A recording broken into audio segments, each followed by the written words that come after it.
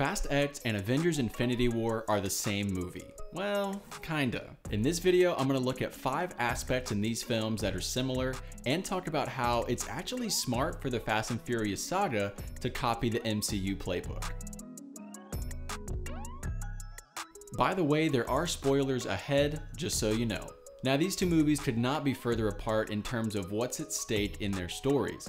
One is about a large group of heroes stopping a powerful titan from destroying the universe, and the other is about drinking Coronas during the day and being a car-driving mercenary spy at night. But there are some similarities in how the events unfold in each story that really caught my attention. The first one is assembling the team. You could make the argument that Infinity War is one of the best superhero movies simply because of this element. The entire movie is about assembling the Avengers, both new and old, to fight together against the villain Thanos. The MCU had been leading up to this film for about a decade, and it absolutely delivered with over 30 heroes and villains featured. Now, over the past 20 years, the Fast and Furious saga has also been building up a cast of heroes and villains, and in Fast X, you get a full picture of the amount of characters we've seen.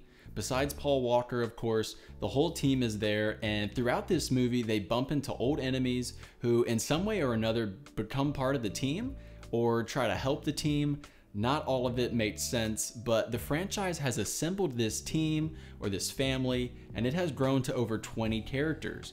But not all of these characters can be in the same frame or in the same place at one time. So, what do you do to solve that? Location, location, location. Because you have such a large group of characters to work with, you have to split them up and give them different objectives or obstacles to overcome. Both Infinity War and Fast X benefit from having so many characters because the story is never boring. Fast X spreads the team out across the entire globe. They go to Rome, Brazil, Portugal, even Antarctica, and each location plays a key role in the story.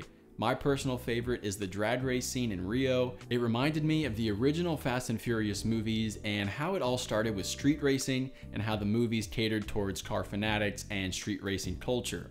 I would personally love to see more of that be included, but it's definitely too late for this series to turn back now. Infinity War strikes a perfect balance in changing location and the pacing of the story. The Avengers are split up across the universe to accomplish different goals, but then they all meet up for an epic finale battle.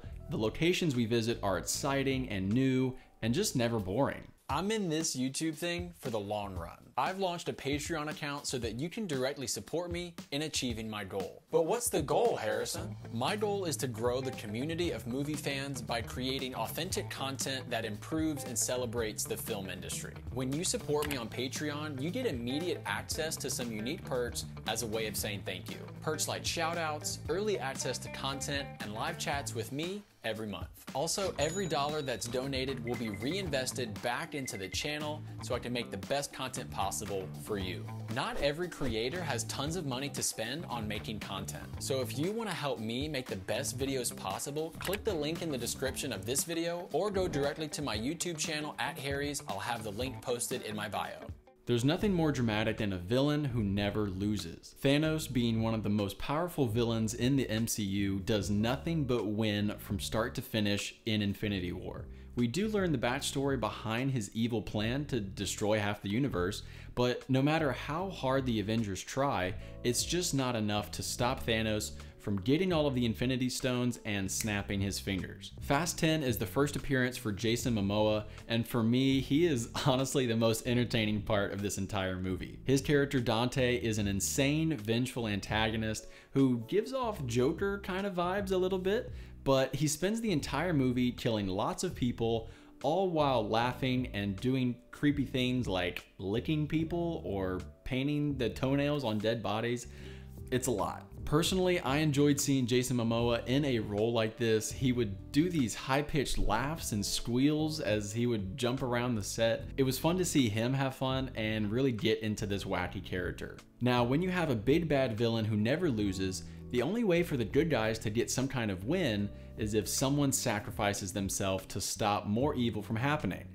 I'm calling this one the brotherly sacrifice. In Fast X, Dom's brother Jacob, played by John Cena, sacrifices himself to save Dom during a chase scene near the end of the movie. And in classic Fast and Furious fashion, it is highly explosive. A half dozen cars are blown up and destroyed, but historically speaking, no one ever truly dies from a car explosion in this saga. A couple characters in this franchise have actually come back after being in an explosion, so we may just have to wait and see if this sacrifice was deadly or not.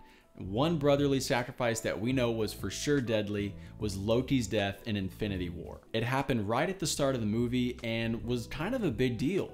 Loki was a fan favorite villain turned hero, and his sacrifice for his brother Thor was a gut punch. The effect of Loki's sacrifice had a larger impact on the overall story in Infinity War, where Jacob's sacrifice for Dom didn't really get that much attention because the chase scene quickly progressed into the finale of Fast X.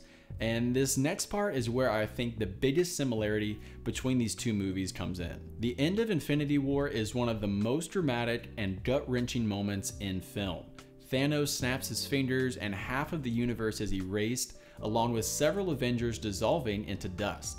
These heroes that fans had been watching for years just faded away on screen, and it was such a phenomenal ending that it made for the perfect cliffhanger to build anticipation for the next film. Fast 10 used a similar strategy, and instead of having a full circle conclusion to the end of the film, it also ends with a climactic cliffhanger. Just as Dante is about to obliterate Dom and his son, they cut to a different location and reveal a character that was thought to be dead but is now alive again.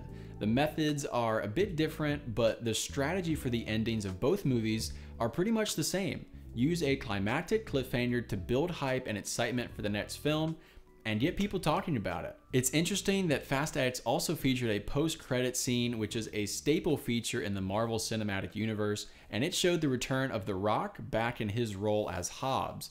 Now, the similarities between Infinity War and Fast X are there. And then we get this post-credit scene, which is such a textbook Marvel move. So is the Fast and Furious saga possibly copying from the Marvel playbook? Yeah. Is it a problem? I don't think so. Now, why is copying from the MCU playbook a smart thing to do? Marvel has a proven track record of building hype around the world for its movies and TV shows. And the best example was that conclusion to the Infinity Saga, which was the release of two films, Infinity War and Endgame. Ending with a double header proved to be a major success because that first movie teed up the ball so the second movie could just knock it out of the park. And Marvel did just that. Both films had huge financial success and created a cultural phenomenon. By using a two-part finale, the Fast and Furious saga could also create a level of hype and then go out with a bang in the last chapter. By doing that, every character from the saga could actually return for the finale in a similar experience to what happened in Endgame. Everyone's favorites all together in one epic movie. It's the best way possible for a studio to give some love to the fans. But not every character can have a happy ending. The end of the Fast and Furious saga needs an Iron Man moment like Endgame, a sacrifice from the greatest hero. And I think Dom is essentially the Iron Man of this franchise. He's the leader of the team. He's the glue for all of their missions and the spy agency that they work with now.